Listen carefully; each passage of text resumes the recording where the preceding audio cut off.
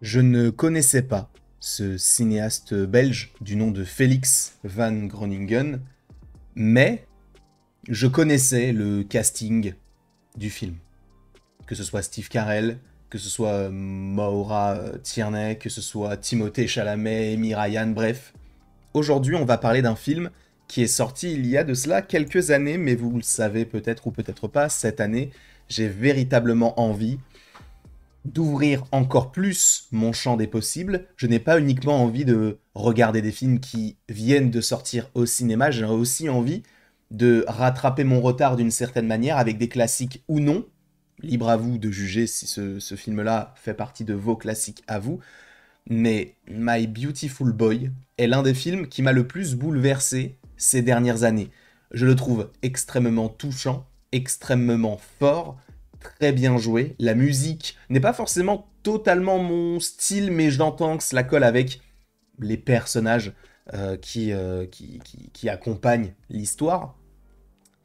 Sachez que ce film-là, d'une certaine manière, est très particulier parce que Félix Van Groningen a adapté un roman autobiographique de David Sheff. Et David Sheff est dans ce film-là d'une certaine manière, puisque, oui, Steve Carell l'interprète. En effet, nous avons ici David Sheff et à sa droite, mais nous, à notre gauche, le petit Timothée Chalamet qui joue le personnage de Nicolas. Alors, quelle est l'histoire de ce film-là avec ce casting déjà rien qu'avec ces deux acteurs? Pour moi, 5 étoiles. Timothée Chalamet, je le trouve exceptionnel, sincèrement, mais surtout, Steve Carell, Little Miss Sunshine ou The Office pour ne citer que ces deux projets. Et c'est vrai que souvent, on attache l'image de Steve Carell à un rôle un peu rigolo. Crazy, Stupid Love ou 40 ans toujours puceau. Bref, il a fait pas mal de projets qui sont un peu humoristiques, mais là, on le retrouve dans un drame. Et c'est vrai que ce n'est pas forcément l'endroit où je l'aurais imaginé directement. Et force est de constater que il sait tout jouer.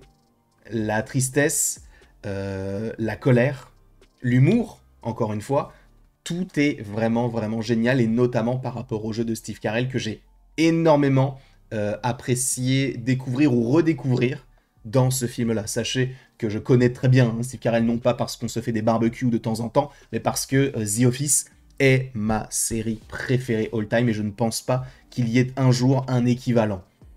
Donc, ce film raconte l'histoire de la relation père-fils entre Nicolas et David.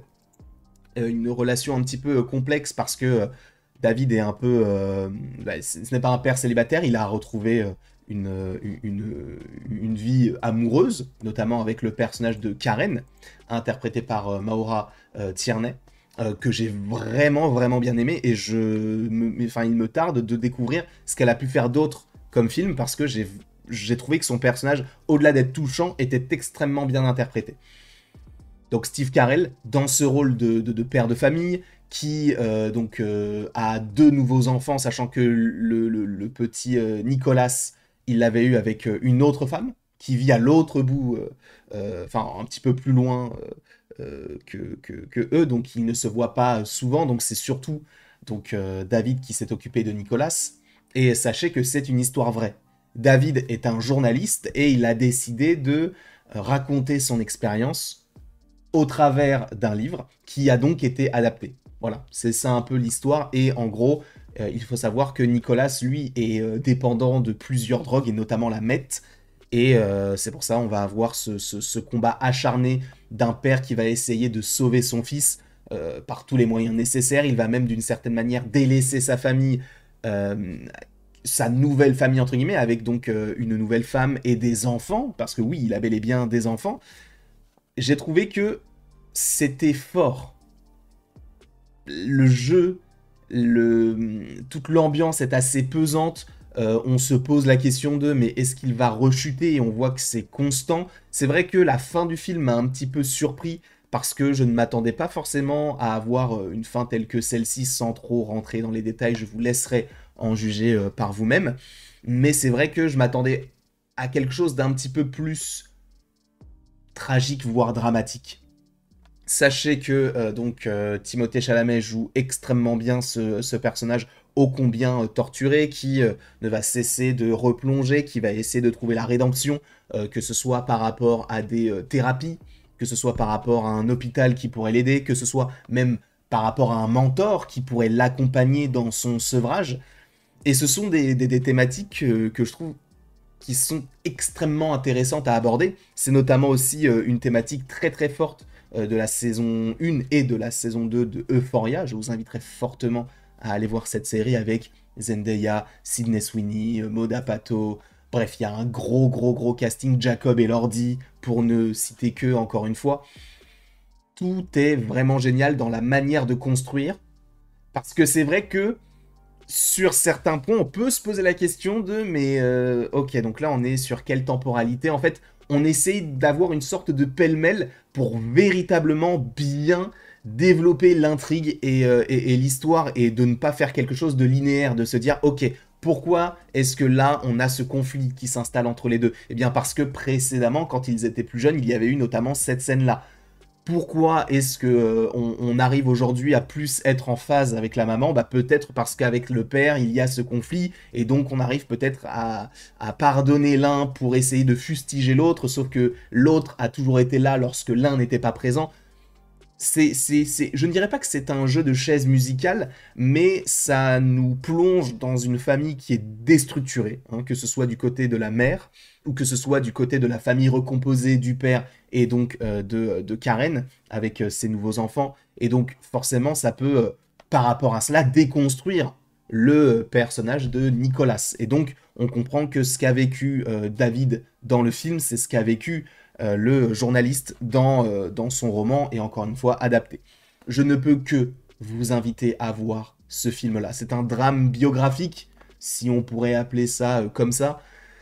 C'est beau, alors il n'y a pas forcément de plan particulièrement intéressant, alors de temps en temps on joue sur des plans fixes, on va jouer sur le reflet des personnages pour essayer d'avoir eh bien leur vision sur le monde qui les entoure, on va essayer de rentrer un petit peu dans la tête de Nicolas via des jeux de lumière, via un certain flou, ou en tout cas en essayant même d'avoir une certaine caméra portée, enfin pas dorsale mais ventrale, pour vraiment essayer de se jumeler au mouvement et à l'état d'esprit du personnage à un instant T.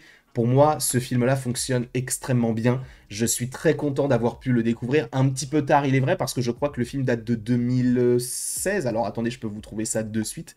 Le film date de 2018. Excusez-moi, 2018. Il est quand même assez long hein, pour un drame, pour beaucoup. Peut-être que ça pourrait faire beaucoup. Il dure 2h01. Ça va. Je pense que ça va. Je vais continuer de me renseigner d'autant plus sur le cinéma du coup de Félix Van Groningen. Et en plus de ça, bon bah Timothée Chalamet, j'essaye encore plus de me renseigner sur sa filmographie, tout comme Steve Carell et surtout Emma Tierney que encore une fois j'ai trouvé extrêmement touchante dans ce rôle eh bien de mère, de belle-mère. Je n'avais pas le terme parce que oui ils finissent par se marier et on va avoir en fait ça aussi la force de ce personnage-là, on va avoir toute la charge mentale de ce personnage-là qui va dire non mais attends, à chaque fois tu pars pour aller le chercher, à chaque fois tu pars pour lui, mais nous on a une famille aussi ici. Il est majeur, il a fait des bêtises, on ne peut pas toujours être derrière son dos. On ne peut pas toujours être derrière lui en lui disant fais ci, fais ça, ça c'est mieux pour toi, c'est à lui de prendre ses décisions. Et si ce sont les mauvaises, eh bien pas tant pis, parce qu'ils auront tout fait pour essayer de faire en sorte qu'il soit mieux. Et c'est là où le rôle de Karen est important. Et justement aussi, on va avoir à un moment donné, sans trop de spoiler, une... Oui, un lâcher-prise. Un lâcher-prise du personnage de David qui va se dire, bon bah, reste là-dedans. Qu'est-ce que tu veux que je fasse? Et tu vois toute la détresse du personnage à chaque fois. Il a été là pour son fils. À chaque fois, son fils l'a rejeté, ou en tout cas est allé dans son sens, puis a replongé, puis l'a rejeté. Enfin, c'était un cercle vicieux d'une certaine manière. Et la relation entre les deux est magique, est magnifique. Le rapport à l'eau, le rapport au dessin, le rapport à l'art d'une certaine manière. J'aime beaucoup, j'aime énormément ce film-là. Et encore une fois, ça a été une très très belle surprise. Je ne sais pas si vous l'avez vu, je ne sais pas ce que vous en avez pensé. N'hésitez pas à me le dire dans les commentaires. N'hésitez pas non plus à aimer, à partager et à vous abonner si ce n'est pas déjà le cas. Et après tout ceci, il ne me reste plus qu'à vous dire à la prochaine. Ah mais non! Ah non, attendez, parce que je n'ai pas donné de note à ce film 18. 18, parce que je n'ai pas forcément trop été touché par la musique qui de temps en temps dénotait un côté un peu de temps en temps psychédélique, mais sur certaines scènes un peu voilà qui viennent accompagner les personnages, mais on a aussi à un moment donné du rock. J'entends que ce soit dans l'intrigue, mais moi ce n'est pas forcément une BO qui m'a particulièrement touché. Mais j'ai trouvé, en fait moi j'aime bien les films qui ont des grains un peu beige, un peu bleuté, un peu vert, qui rappellent un peu la nature, et pour le coup j'ai l'impression que la colorimétrie rappelle donc oui quelque chose de très simple, de naturel, et pour le coup la nature humaine, l'humanité, et la manière dont on a de gérer voilà, ces différents conflits qui peuvent accompagner n'importe quelle famille, et encore une fois ça peut tomber sur n'importe qui. Peut-être que je suis parti trop loin sur cette histoire de couleur, j'en suis désolé, mais c'est vrai que il y a des choses à dire par rapport à ça. N'hésitez pas en tout cas à me dire ce que vous en avez pensé dans les commentaires, n'hésitez pas non plus à aimer, à partager et à vous abonner si ce n'est pas déjà le cas. Et après tout ceci, il ne me reste plus qu'à vous dire à la prochaine pour la prochaine. Et encore une fois, merci beaucoup à vous d'avoir été présent. Vous savez à quel point c'est un plaisir de pouvoir vous proposer ce genre de contenu. Donc on se retrouve d'ici quelques temps pour de nouvelles critiques, même si je sais qu'elles ne sont pas forcément celles qui vous plairont le plus. Moi, ça me permet de m'ouvrir et j'ai envie de partager mon avis sur ces films-là.